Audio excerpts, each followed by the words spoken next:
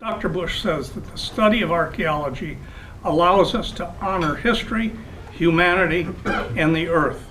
It is so important to understand that the ground contains your history and to be respectful of it. My goal is to make people think about what the earth and archaeology represent. Dr. Bush.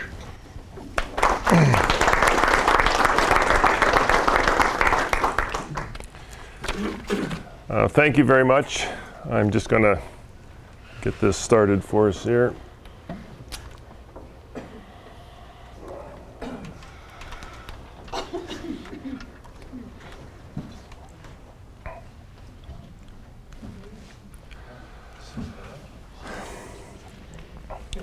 Thank you, Paul, for that, and thank you all for having me here today.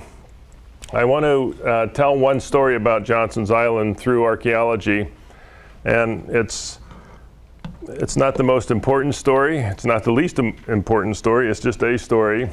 But of course, I have to thank a few people first before I do that. One is Heidelberg University for allowing me to continue to work on Johnson's Island for the last 17 years there. I've been at it 27 years, I think, now. Seems like forever, huh? I'd like to thank the friends and descendants of Johnson's Island Civil War prison, the ones that own the property that we work with and have preserved about 17 acres of Johnson's Island.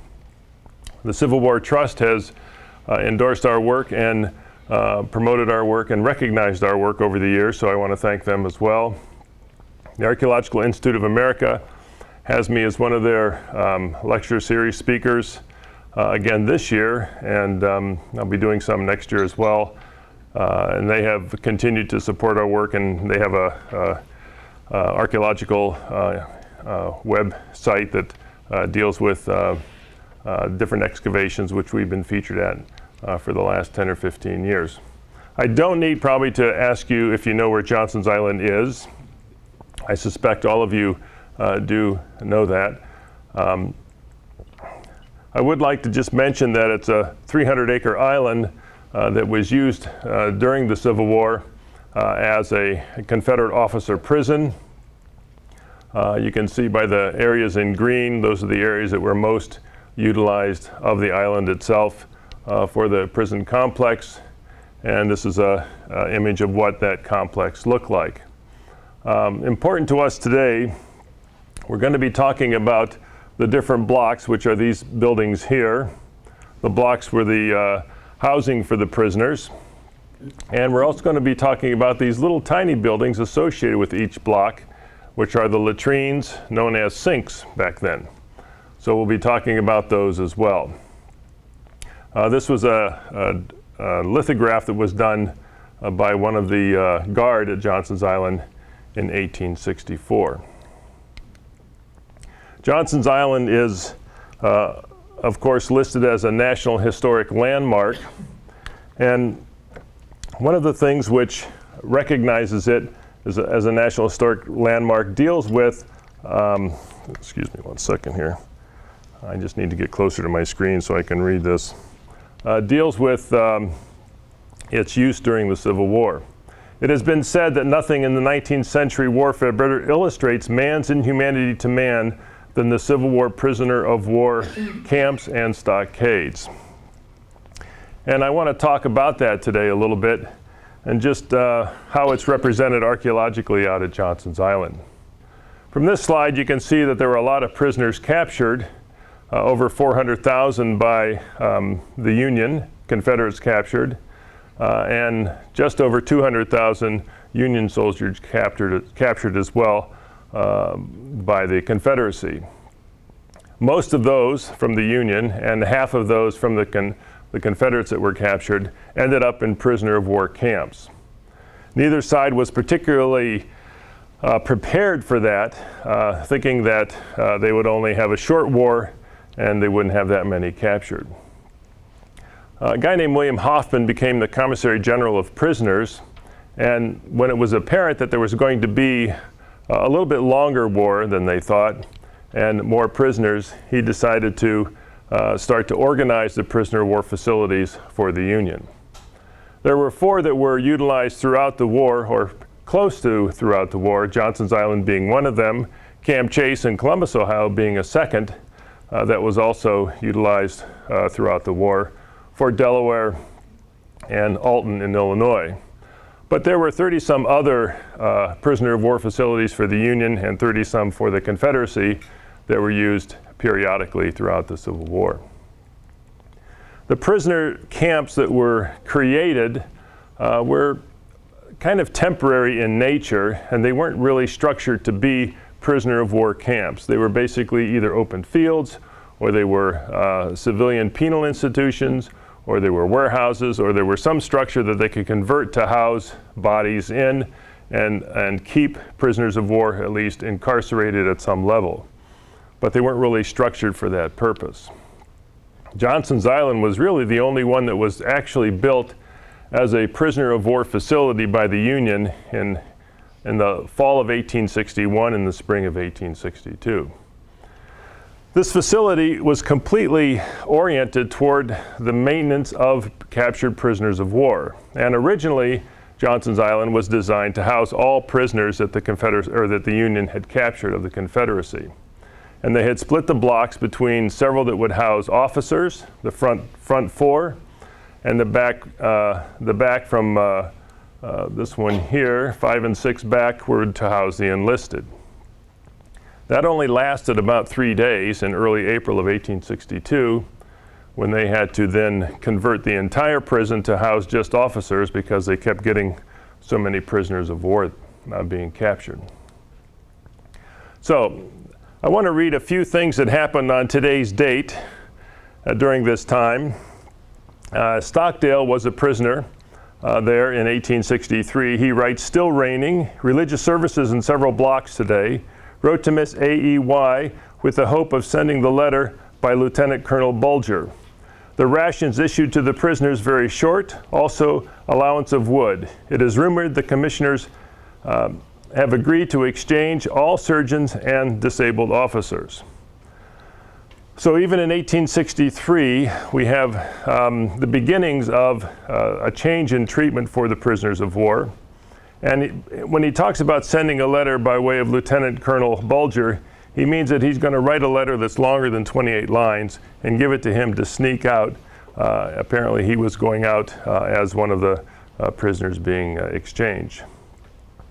Charles Bushnell was a private with the 128th Ohio Volunteers with the Guard, and he writes on today's date in the same year, 1863, "Went to Sandusky on police duty. Bill Foltz went away. Went down at the camp of the 49th Militia. Did not go out to dress parade. And then Tuesday, on November 15th of 1864, he writes, on guard, police had the quarters. Got a letter from home and William Forbes." So, not a whole lot of great information there, but interesting the different orientations between the prisoners and the guard. William E. Kellen, who is in the cemetery at Johnson's Island, and his name is misspelled on the tombstone, Killam, wrote on November 15th, 1864, "Cloudy and very cold and disagreeable. There were 41 fresh prisoners came in from Price's army. No news of importance." Kellen has some wonderful letters that he wrote to his daughter and his diary as well. Kellen died in the December of 1864 by falling off one of the stairs on Block 13. William Peel, who was also in the cemetery, writes on November 14th of 1864, "I experienced the very mortifying disappointment of learning by having my letter returned to me that the Yankee surgeon had refused to approve my application for permission to write for a box of edibles." And that would have been a guy by the name of Eversman who had refused his letter for more supplies. So when we began our work at Johnson's Island, one of our goals was to try to figure out exactly where the prison was and to see what kind of condition the archaeological resources were in. So the map that is overlaid by a grid of this bluish grid here is a map from 1864 that was done by the Union to scale. And our initial thought was to find the ditch that went around the prison on the inside of the wall, figured if that was such a large feature that had been dug into the ground, we should be able to find that archaeologically. The ditch was put in 1864, and this is on July 12th, Tuesday. Peel writes, again, the one from the cemetery. At an early hour this morning, the Hoffman battalion, fully armed and equipped, haversacks, gun blankets, etc., were drawn up in the line just outside of the yard in near our line of the blocks. The precaution having been taken, they began the long contemplated removal of the fence along the portion of the yard. They began at each end and moved it panel by panel, and before night the task was finished, giving us the privilege of about 40 yards more of territory on our side of the yard. Before the work of tearing down began, the sentinels were taken from the parapet and put inside the yard, in addition to which, as the fence was removed, a line of skirmishers was deployed in the gap to prevent a not to stay in here any longer disposition from getting the mastery of us. So Peel writes after this, what a wonderful addition it was to have this additional ground so that they could expand their gardens that they had within the prison. So in addition to that, a ditch was dug so that the prisoners could not tunnel any further from the inside of the prison and try to escape in that manner. This is an earlier aerial photograph showing this particular ground and shows where the ditch was. You can see remnants of it all the way along here inside where it was being farmed at that time. And this is a imposition of the plan of the prison over that. This is what the island looked like when we first started in that area trying to find the prison complex. It was pretty much typical jungle-ish, property and a lot of poison ivy, of course. So we did find the ditch, and our next task was then to figure out if this map that we were using was actually accurate. And so we decided to look for 3 of the latrines or sinks that were shown on this map. So we had our grid system in place. We had set down stakes and points in the ground. We created a grid system. We plotted in from the corners of the prison where we thought these 3 latrines would be, and we put down 1 meter units or 3 foot square units at that location. So this is back in 1990, I believe, working, and this is where the 1 meter unit was. This shows where the latrine is. You can see, I'll just put it in, you can see the latrine here. It is 8 feet wide, 12 feet long, and we hit the latrine pretty much right in the middle with our 1 meter unit. So at this point, we had figured we had actually discovered the prison complex to the point where we could ground truth, as we call it, the map itself. So excavating latrines, something that is, it's a wonderfully thing. It's not a horrible thing to do. Why do we dig latrines? Who knows?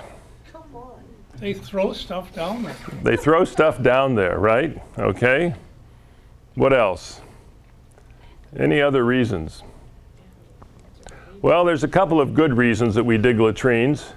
Bodily waste gives us, of course, information about their diet, which would change throughout the time they were being held prisoners. It's used for disposing of contraband. Anything that you throw into a latrine is typically not going to be sought after by anybody. That's probably a good one, yeah. The garbage is dumped in the latrine. They tunneled actually from these latrines to escape until July 12th of 1864 when the ditch was in, and then they couldn't any longer. And materials fall out of their pockets that are captured by the latrines. So if you're using a latrine and you drop your grandfather's pocket watch into the latrine, you really have to think about whether or not you want to go after it, don't you?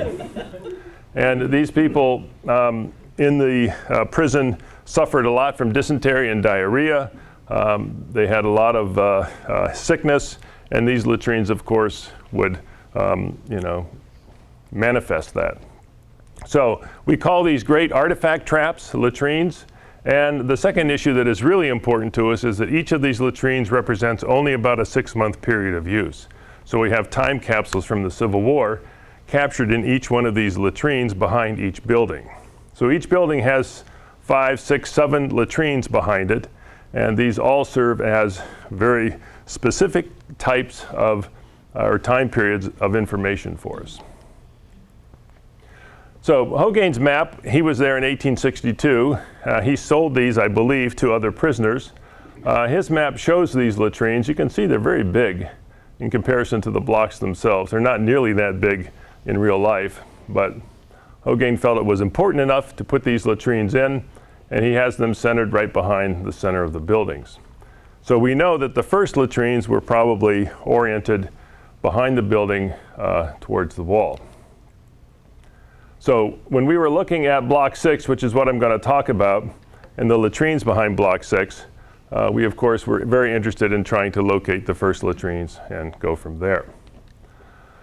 Block 6 is the prison hospital, so it's a little different from the other prisons, other blocks in terms of what the contents of the latrine should house. So this map shows 4 latrines here, this one, this one, this one, and this one. And those are 4 latrines that we have excavated already. This one is the one that was started in July 12th of 1864, and these 3 are earlier than that. And this is a close-up showing those 3. The sequence, this is the first latrine, feature 19. F19 refers to feature. This is the second latrine, feature 40, and this is the third latrine, feature 41. The numbers have nothing to do with any kind of a sequence related to the prison. The numbers just have to do with when we encountered them as we were working archaeologically. So feature 19 was the first one, used from April probably into October of 1862. Does that say 63 there? Yeah, I apologize, that's wrong. It's from 1862. And then from November of 62 to April of 63, you have the next one being used. And then this one runs in the later part of 1863. And then the one that was by the wall where it had moved back was from July 12th until November of 1864. So we're missing 1 or 2 latrines inside here. We haven't just located all of them yet. So I want you to bear with me on this thinking here. We have to think about how the latrines are being used and what the population was at the time that they were being used. And Block 6 is the only block that we actually have numbers of how many were in the block as prisoners throughout the use of Block 6 as a hospital for the war, because they kept track of that information. They didn't really keep track of how many prisoners were in Block 4, Block 5, or the other blocks, except generally, but in the hospital block, they kept very specific records. So we have that information. So you can see at certain times of the years, like in 1863, early part of 63, when exchange was going on really well, there were very few prisoners there, and there were then, therefore, even very few sick prisoners. So we have the average population per month of these latrines. Feature 19, the first one, feature 40, feature 41, and then feature 4, which is the one from the 1864 period. So that's the average population per month, but it doesn't really reflect the number of prisoners that were there each day that utilized those. So this is a graph showing how over time you can see the numbers in the hospital increased and then the usage of the latrines increased. So given that, one would think that if you have, say, 400 and some prisoners here using a latrine, and you have, or 4,000 is that days, and you have 8,000 days up here, there should be twice as much material should have fallen into the latrines, right? I mean, just, if you think very simplistically about this. The more the sink is being used, the more material has a chance of falling into it. So based on that, over time, each latrine should demonstrate a little bit more information, a little bit more data having been fallen down into it. As we excavate latrines, and this is feature 40, you can see we define the latrine itself, we work it down in 10 centimeter levels, as we identify things, we record them. Here you can see one of the latrines showing some bottles and things on it. This is feature 41.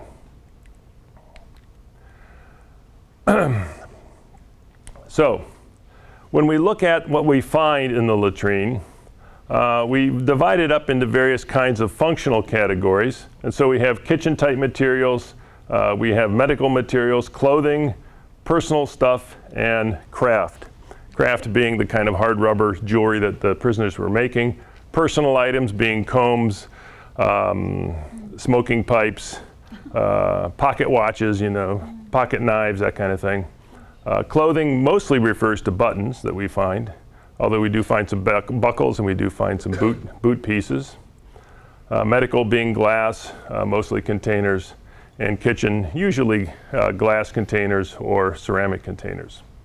So you can see that, and these are arranged by early to late, 1862 to 64, that this latrine from 1863, the later one here, seems to have a lot more material in it than all the others.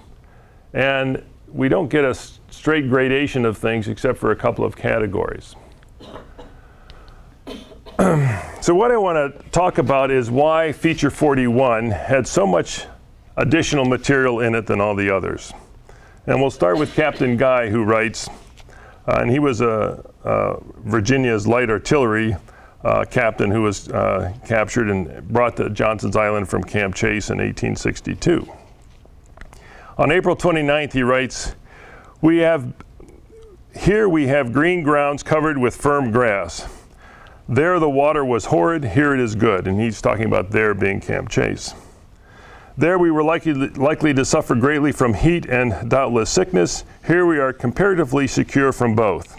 There we saw nothing but plank walls around us, the cabins within, and the tops of a few of the nearest trees. Here we look on a beautiful lake, its water reaching to the east, farther than the eye can follow, its shores to the south, presenting on front the city of Sandusky. And he writes in August of 1862, after spending a couple of months there, I have been sick again. I think I have more sickness since I have been in prison than for 10 years before. I see no reason for it either, for the place is a healthy one. So he wasn't really blaming Johnson's Island for his sickness. Edmund Patterson writes, let's see if I can find his here. On December 10th of 1863, I can see no reason why there should be so much sickness here at this season of the year. Some attribute it all to the climate, but I am compelled to lay the blame at the door of these Yankees. I am told by the surgeons at the hospital that it is often impossible to get such medicine as is absolutely necessary to check a disease and save a patient's life. And thus many valuable lives are lost that might be saved. Something is wrong somewhere, or men would not be dying at the rate of 4 or 5 a day. Because of his complaint and other complaints that had occurred earlier than that, an inspection was ordered by Colonel William Hoffman, Commissary General of Prisons, to inspect the prison hospital and try to determine what was going on. So he sent a letter to William Pearson, who was a commander at Johnson's Island, in October of 1863. And October of 1863 is the time period within which we find feature 41. He writes, some of the beds in the prison hospital are in a horribly filthy condition. I do not appreciate the necessity for this state of things, knowing that you have a wash house and the means of paying for the washing. It shows a very great neglect on the part of the surgeon in charge, which the commanding officer should not have tolerated. It is reported that but 2 wards are in use, the other 2 requiring repairs. I cannot understand why any part of the hospital should be permitted to become so much out of repair as to be unfit for occupancy, except though the same causes which bring about the utter neglect of cleanliness. There is a deficiency of hospital underclothing, and this, with the bedding, is not properly washed. Receptacles for garbage and other offal from the cookhouses and barracks should be provided. lime, or some more powerful disinfecting agent should be used more freely. The Inspector Clark reports, the sinks in a filthy condition and nearly filled up. Have new ones dug immediately and the old ones filled up, either by the labor of prisoners or by hiring laborers to be paid out of the prison fund, as you may think advisable. This matter should not have been left to be ordered on the report of a medical inspector. So, Hoffman is ordering Pearson to have new latrines dug. The prisoners were certainly, as not going to dig latrines. They would be glad to go into a latrine and try to escape from it, but they weren't about to dig a new latrine. So they didn't have to get either Ohio OVI people or others to come in and dig the new latrines in October of '64. Pearson writes, in October 26th of 1863, and in his letter he mentioned that the new latrines were dug and other repairs were made, and he ends his letter back to Hoffman with the following statement. Perhaps I ought to add that with all the disposition of prisoners to complain, there has never been the first complaint from a sick person or their friends or any Confederate surgeon of want of supplies or care. I don't know who he was really thinking he was talking to, but it was obvious that that was just fabricated to try to make him appear okay. Political debate. A political debate. Oh my goodness. So I want to talk about what we're finding in these latrines. One of the things we find, of course, are buttons. Buttons pop off of clothing as they're disrobing to use a latrine. Buttons fall out of pockets because buttons are important to the prisoners to keep for exchange of goods at times. But you can see in feature 41, which is the third columns over, we have a lot of both the shell and Prosser buttons, which were the shirt buttons, and the pants buttons, the bone buttons and metal buttons on the right.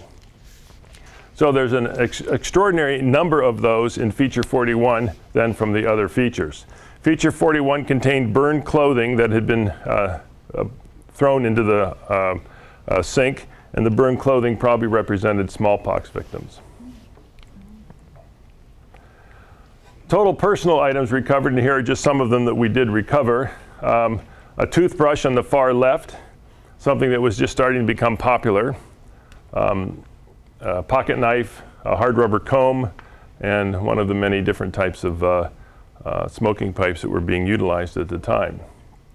This progression, you can see, seems to follow the trend that from the earlier latrines to the later latrines, even though the use of the latrine increased, the amount of this kind of material decreased. And I believe that that decrease is related to the fact that the prisoners were suffering more and more impositions to them over the 40 months or so that they were imprisoned there. Personal items that they're carrying in is something that shouldn't change over time, except in very, very, I think, extraordinary conditions, which doesn't show up here. And the same with craft items. They're carrying these craft items in their pockets. They tend to lose them probably towards the end of the war. There's less craft being done, although we do seem to hear more and more about the prisoners wanting to get jewelry to send back home. They just don't have the amount of supplies that they had earlier in the war. So this is feature 41, the one that I'm most interested in. And this particular feature, as we're excavating it down, you can see the little white tags represent artifacts that we recover and we map in the latrine. And you can see at this point, there's a lot of material coming out of the latrine, much more so than any of the other latrines we've dug. Part of the material that we found was glassware, a lot of hospital department bottles, other types of bottles. This particular bottle was pretty interesting. Guy Shots, Yellow Dock, and Sarsaparilla from Cincinnati, Ohio. The actual bottle we found was this one here. One of my students spent about 3 weeks piecing together just that. Very destroyed bottle. And this is what it looked like. This is one that we found on the internet that was intact as an example. We also pieced together lots and lots of ale bottles, different styles of ale bottles that we had encountered there. And we have different finishes, so the top where the closures are of the bottles that came out. Now, normally you might think ale bottles would represent contraband, but in this particular situation it doesn't, because that's one of the medicines that were prescribed and were bought by the Union for the prisoners was ale, whiskey, wine. All of that was recognized as medical. The historic glass website used by the Society for Historic Archaeology has recognized our bottles here with this type of closure as a unique type of closure that we've now identified and associated with Johnson's Island. So the container glass that we have, I have in red the ones from feature 41, which are very different than the ones from the other three features. And you can see a tremendous amount of glassware coming out of feature 41 other than what was in the other features. So what does feature 41 represent? In 1863 in October, when feature 41 was closed up, it was closed up at the time when they were under pressure to clean the hospital, to create new latrines, and to basically try to improve the treatment to the prisoners of war. So they took all the stuff from the hospital and they dumped it into the latrine because they were digging a new latrine anyways. So instead of typically throwing it into a cart and hauling it out to the lake or hauling it into a spot on Johnson's Island, they just took the most advantageous spot, which would have been this latrine that they were closing up anyways, and they dumped all the contents from basically the waste within the hospital and dumped it in there. So we have lots of ale bottles, we have some liquor bottles, only 25 or 26 liquor bottles, a few wine bottles, medical department bottles, USA Hospital Department bottles, foodstuff bottles, which you would assume would be part of them preparing food for the prisoners, and even some household items. Now, all of this was probably, either broken or exhausted, and so they threw it into the latrine. Of particular interest is these things here. Crystal glass. We have a crystal goblet that we found as well, a stemware piece, all from these hospital latrines. And you would think of any place, why would they have crystal in the hospital? The prisoners, when they would receive a package that they weren't allowed to receive, such as Peale was talking about in 1864, when he asked to receive edibles but was refused, if they had sent him a box of edibles anyways, those edibles would have ended up at the hospital, because that's where all the foodstuffs and all the materials that were not given to the prisoners were then given to the prisoners at the hospital to help their conditions. So we have found some of the nicest ceramics and some of the nicest crystalware in the hospital latrines than we have found in any other place.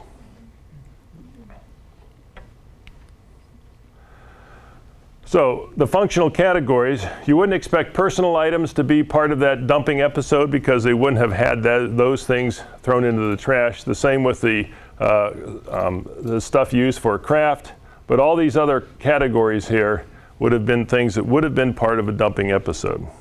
So when they were going to fill up or clean up the hospital, they ended up filling up the latrine with 117 bottles and a bunch of other things. The problem was, for one of my students and myself, was 117 bottles, of which probably 60 or 70 were broken, were all in pieces. So we had to separate them all out and reconstruct all of those. To finish up my discussion about the hospital, Littleburg Allen writes in March of 1864, there are a number of mechanics at work in the yard. They have completed a dead house contiguous to the hospital and are now building an addition to the last named building, designed for dining rooms. They will doubtless add something to the comfort and convenience of the sick. And so this year, in addition to excavating one of the latrines, we worked on where the mess area was for the hospital, which would have been this extension right here on our map. Feature 155 is a trench that went along one of the inside walls of that particular feature. When we start out excavating, we're of course just digging right through the topsoil. So there's lots of materials in the topsoil that represent which activity took place there. As we get further down, we start identifying, these pins are marking where different features show up, this being the trench that we were talking about. Here you can see the dark stain here, marked by the green pins, and this is the wall trench for that extension that was put in March of 1864. As we excavate that trench down, it doesn't go very deep. It only goes down about 3 or 4 inches, about 10 to 12 centimeters or so. In that, though, we were finding all kinds of interesting little pieces related to the prison hospital. Here you can see part of a ceramic plate. Here you can see a glass stopper, the finial on top, and the shaft there of the closure part, and some other glass pieces. So these are the items that we found in this trench. 3 nice glass stoppers. The bottles that these glass stoppers would have fitted into, unfortunately the bottles are broken, so we have to reconstruct those. We found an interesting plantation bitters bottle that we hadn't actually seen before at Johnson's Island. The pieces on the left are what we found. The bottle on the right is an example of what they represent. A nice ceramic whiteware plate, excuse me, that we actually found the whole plate there. Lots of shell-edged ware, as it's called, shell-edged whiteware, blue and green, and some bases of pieces. A nice spoon that came out of the ground. It will put that through our electrolytic tank and conserve that, so it'll look practically brand new. A tin cup and a knife. Here's a table knife, missing the wooden, probably, handle part. The ceramic cup was upside down. This is the bottom of the cup here, and the handle, and then the top. That we won't be able to conserve very well because the tin cups are very thin and don't do well with conservation. The table knife, however, we should be able to conserve pretty well. And we found several different Prosser buttons. These are ceramic buttons, probably from shirt or maybe a pants button, the large one on the bottom left. And Union buttons. Union buttons were curated or kept by the prisoners because they were always trying to make Union uniforms within which to try to escape in, and so they would need those buttons. And an interesting amber-colored Inkwell. We hadn't really found any of those out at Johnson's Island yet, and we found pieces of 2 of them this year. And one really nice ceramic Inkwell, intact, not a mark on it, so that was nice to recover from that ditch as well. A couple of items that we don't know what they are. These are 2 different sort of diamond-shaped pieces that have a blunt end on one side, and they look as though they have cleats on them that can be stuck into maybe a box or something, so we have to figure out what that represents. And we found these are 2 different suspender buckles. You can see the design on this is almost cat-like in nature. And that's another buckle piece that we found, and that's a blow-up of the one. Some hard rubber materials that we found in this extension. Almost flat, a sheet of it has, the prisoner looked like he was carving his initials in there just to keep track of where it is. On the back side, he was trying to practice putting holes in hard rubber with a hot metal piece, it looks like. And then a nice star that was carved that we found in there, as well as a bottle with the number 416 on the base, which is probably one of the earliest examples of a mold number on a bottle. This was found in the 1863 latrine. That's the nice thing about our latrines, that we can identify exactly when these things were put in the ground. And a gunflint, English gunflint, which is fairly unusual out at Johnson's Island.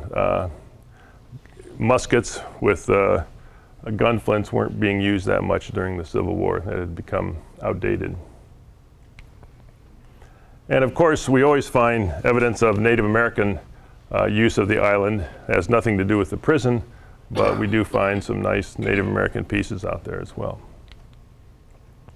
So our work continues out there as always. This is Dave Phaley, one of our volunteers who comes up and works with the experiential program in the spring. And this was one of my very excited, he's actually a graduate student now working at a degree in anthropology, and he is actually a Marine that came back from Afghanistan and came back and decided he was going to try to figure out a way to incorporate vets into archaeological experiences like the thing we do at Johnson's Island. So, and he was super excited every time we found anything. So. Nice to have. All right, so that's my talk. I do have a few copies of my book in case you're interested, which is a collection of letters between Wes Makeley and his wife at Johnson's Island, and it's contextualized with archaeological and other historical information as well. And that's his wife Ellie there. Okay, thank you. Yes? I've heard that as reports came out of Andersonville, the treatment of prisoners at Johnson's Island deteriorated along with that. Is that based on your research true? Oh, it's absolutely true. Yeah, there's no question about it. And we have, the archaeological evidence supports that as well.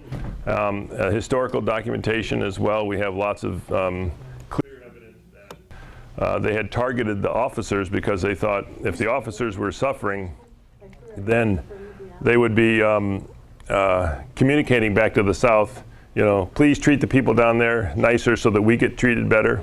Well, that didn't work, of course, so they just continued to treat them poorly. And the prisoners were really suffering by the end of '64. Yes?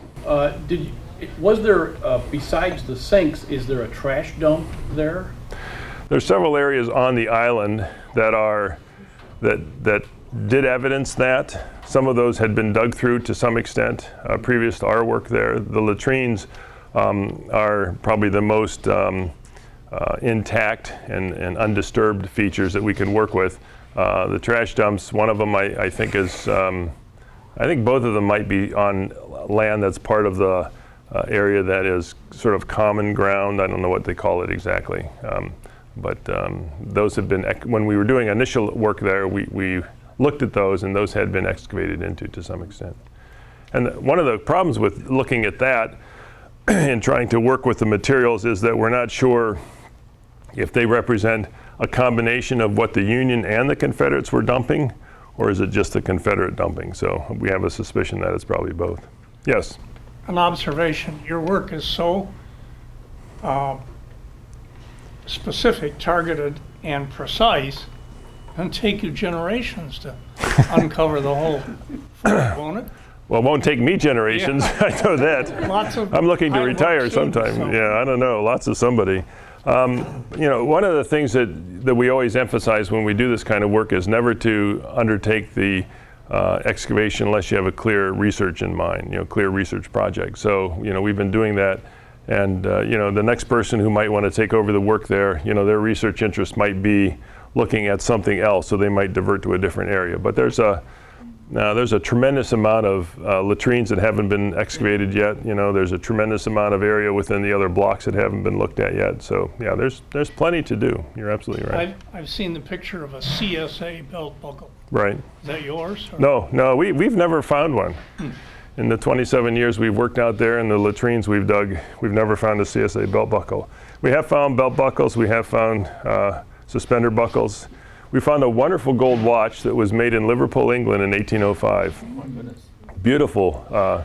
It's got a gold case. It's got a nice multi-gold village scene on the front of the watch itself. Dropped in the latrine, and there was a treble hook, a big treble hook that was found in the latrine too. It looked like somebody was trying to fish something out and couldn't get it out, so.